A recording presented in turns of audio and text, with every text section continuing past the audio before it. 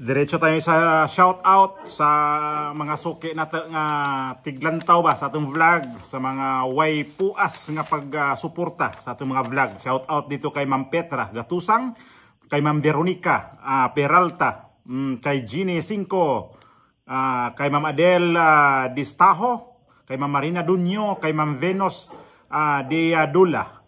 Tama ba? At kay Sir Agustin. Ulitin ko po, marami pong salamat sa inyong suporta, sa inyong tiwala, sa inyong wala talagang sawa na pagka-panunood sa ating mga tuwing may upload tayo. Kaya napaka sa akin to na ano talaga ako dito, nalipay ko ba? Lipay ka ko sa inyong suporta.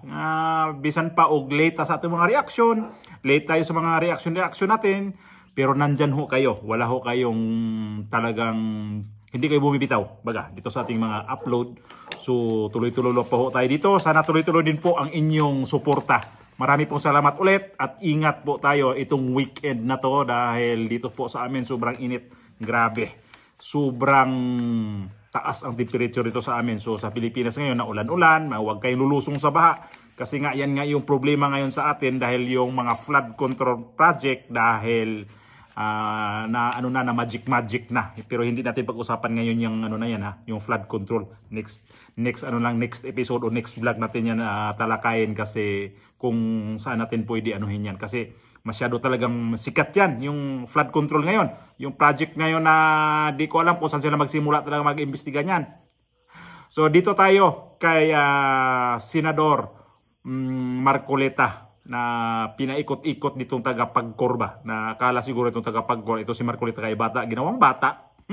Uy, mayong hapon mayong adlaw sa tanan, magandang araw po, magandang weekend sa ating lahat. Video, ipasok ko yung video tingnan niyo dito si Senador Marcoleta na pinaikot-ikot, ginawang sa tawag sa amin sa amin dito sa Bohol, giamumeng si Senador Marcoleta nitong kausap niya itong taga-Pagcor. Pasok ko yung video. We go to Senator Marcoleta. Go ahead, sir. Thank you, Mr. Chair. Chairman Al, kanina sinasabi mo parang nabigla ka namang masyado. Pasensya na po. Mas problematic sa'yo yung mga illegal, sabi mo kanina. Ibig ba sabihin walang problema doon sa mga accredited mo at saka mga approved online gaming operators? Hindi ko po, siguro po babaguhin ko. Ang sinasabi ko po hindi perfecto din yung mga legal na sites natin. Meron pong mga problemang na-enkwentro. Pero nagkakaroon po tayo ng isang mekanismo kung saan pwede pong magreklamo ang mga customer. Samantalang doon po sa legal doon pong sa binanggit ko kanina, Senator Marcoleta, na halos kumulang sa 2,000 sulat buwan-buwan na natatanggap ng Pagcor, 60% po doon ay ang tinutukay ay mga illegal na website. Ang sinasuggest namin in coordination with DICT, kausapin po ninyo yung mga platforms na kung saan silang nagpo-provide naman kasi ng avenue for the online gaming operators to function. Halimbawa, Google, kausapin niyo yung Amazon, kausapin niyo yung Twitter, Facebook. Doon lamang po mare-regulate na po ninyo sila. Lahat po ng illegal makikita na ninyo sa pagkikipagtulungan po ng worldwide platforms. Nasa web silang lahat . Ako personal, Chairman Al, gusto kong maniwala sana sa'yo. Pero kung naaalala mo, meron tayong naging pag-uusap tungkol sa ating constituents. Siguro 3 taon na nakararaan. Nandun pa ako sa kabilang house. Kung natatandaan mo pa. Opo. Yung dalawa po. Walang nangyari, hindi ba? Hindi po. Kami po yung nakikipag-ugnayan sa inyong tanggapan. Meron na pong 2 nakasign sa inyo. Alam mo, Chairman Al, opo, nandun po ako sa Congress. Hindi po ako umalis doon. Hanggang sa ako'y maging senador. Kinalimutan ko na yung usapan natin. Kaya ako talagang by nature, gusto kong maniwala sa tao. Talagang dapat ganun, magtiwala tayo sa isa't isa. Pero pagka yung pinag-usapan, pagkatapos walang mangyayari, kaya parang nagdududa ako na sa bawat sagot mo, Totoo kaya ito? Pwede kayang maniwala ako? Hindi. Kasi meron akong karanasan sa iyo eh.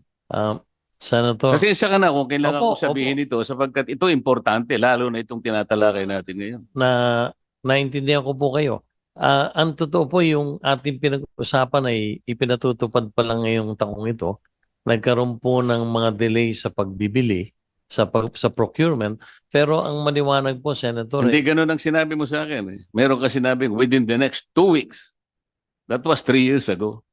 actually not this. Malinaw ang aking memory, Chairman pareho po Alan. tayo. Birthday po yun ng isang kakilala natin nung nagkita tayo. Kaya nga, so meron timeline yun eh. May time Opo. frame yun eh. Hindi yung sasabihin Nagkaroon natin. po kasi ng problema sa procurement. Ako po hihingi ng paumanhin sa inyo sa kadahilan ng kailangan po palang humingi pa ng clearance sa isang ahensya ng gobyerno. So na-delay po yon.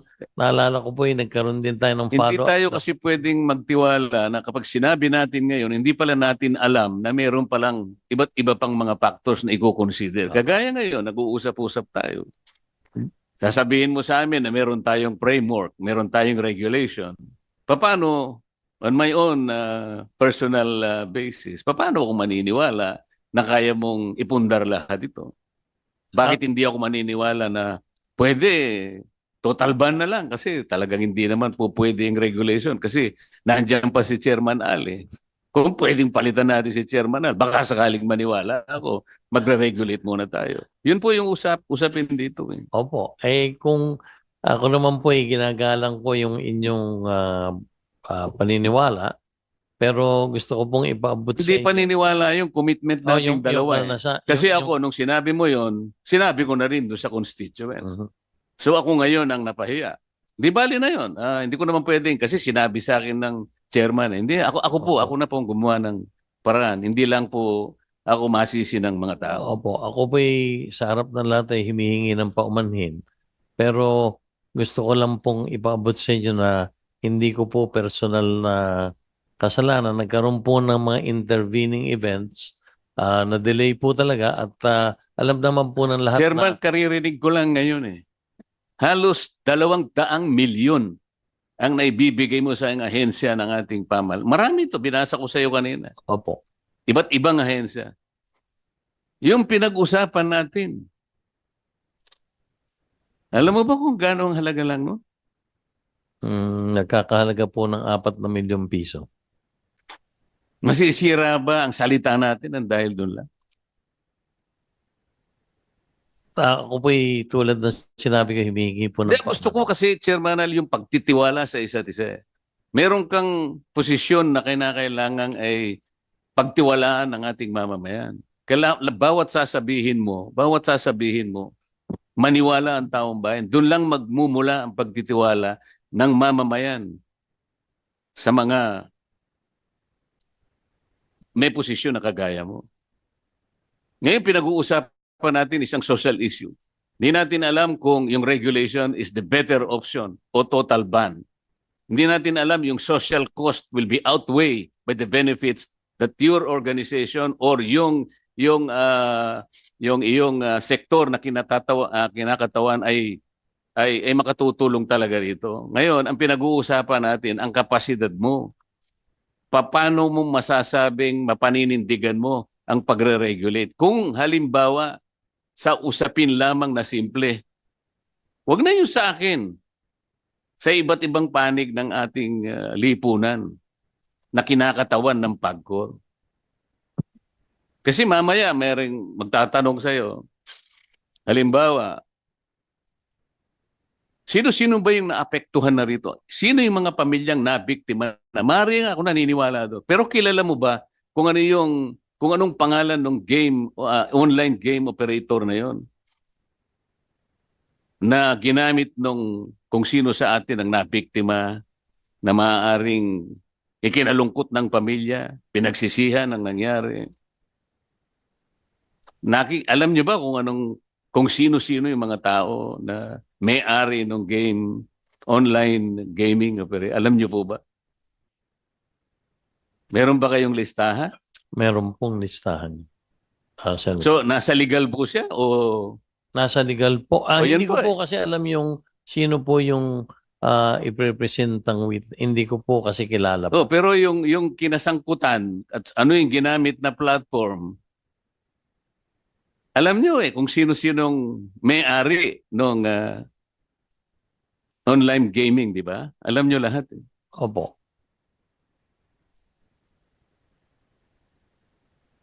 O ano yung gagawin po ninyo? Hindi ko po alam madidinig natin sa hapong ito tungkol dun sa reklamo. Kasi ganito po yun Kailangan mapalitaw po natin na kayo po'y may kakayahan. Akala siguro yung tagapagkor na to na nag-usap daw sila ni, di ba, nag-usap sila ni Marcolita sa ano daw, nung nakaraan pang mga taon, 3 years ago. Akala siguro itong tagapagkor, nakalimutan nito ni Marcolita yung pinag-usapan nila noon sa kabilang ano pa daw, sa kabilang kongreso. Kasi ito nga, lower house, saka upper house. So doon pa ito si dating congressman, ngayon senador na, si Senador Marcolita sa lower house, sa House of Representatives. So nakita sila doon, may mga pinag-usapan sila, pero itong Chairman Al di ko alam kung anong pangalan nitong chairman dito sa Pagcor. Kasi gawa nga nito sa may isabong to na nagsagawa sila ng hearing dito sa sa Senado itong sa mga isabong, sa mga online ba na mga game na mga illegal. So involved pala dito yung mga e-wallet na to, yung mga yung mga kagaya ng mga GCash, Paymaya, involved pala sila dyan. Kaya ito, nag-imbita sila dito sa may Pagcor. Siyempre, ang mga game na yan, yung mga illegal na mga sabong-sabong na yan, under ho ng Pagcor, kung hindi sila lisensyado. So akala siguro itong taga-Pagcor na ito si Marcolita hindi nagtanda sa kanilang pinag-usapan noon. Kaya lang, nasurpresa sila nito. Lalo itong si Chairman Al, ang sinasabi ni Senator Marcolita. So, pag ganito, ngayon, na masyano na rin ang isabong sa Pilipinas, ano yan ha? Kahit ako, hindi ako sang-ayon dyan sa ginagawang isabong na yan. Kasi, ano yan sugal talaga. Tapos may iba dyan, illegal pa. Imagine, ginagamit na yung mga mga e-wallet na yan, yung mga GCash na yan, mga Paymaya na yan, kung ano-ano na lang mga na yan, yung mga online payment ang ginagawa nila pala dyan. Papadala na lang, so ayan na, ganun na yun. So sa atin kasi sobrang maluwag pagdating sa mga ganyan. Diba? Nalulusutan tayo ng ganyan. Ihambing pa rin natin sa ibang bansa.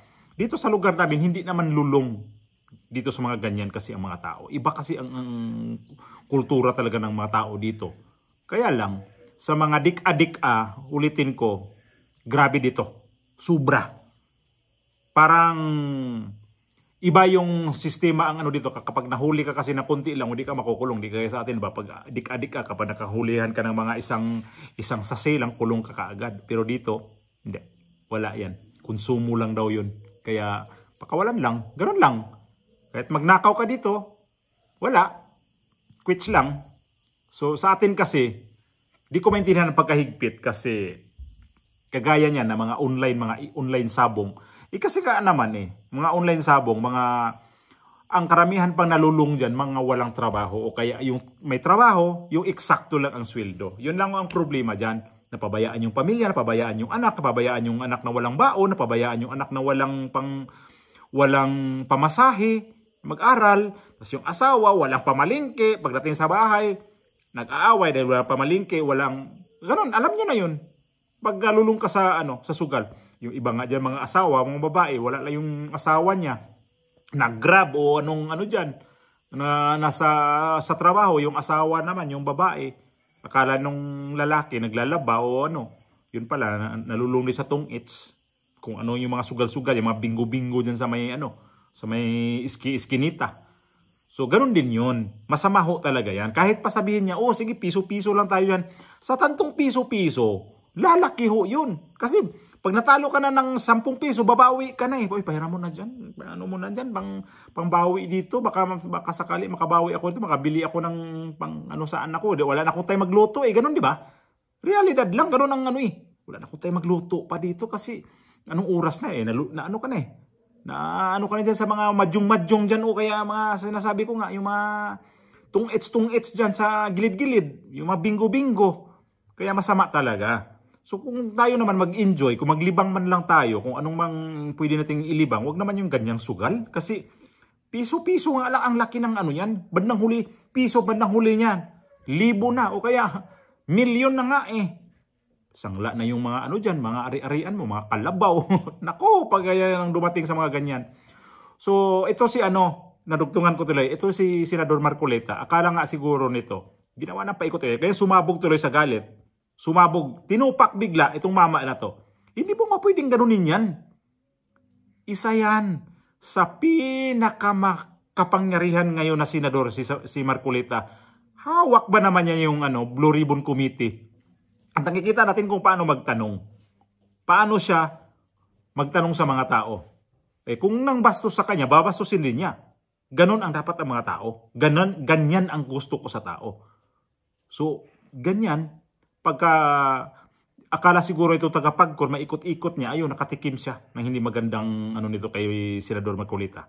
Nakatikim siya ng malalim na pananalita nitong senador na pinaka hinahangaan ko ngayon ha. Sa ngayon ha, sa ngayon, di ko sinabi na hanggang matapos ang kanyang termino, di ba natin alam eh. Pero sa ngayon pa lang, ang ganda ng pinapakita ni Senador Marcoleta.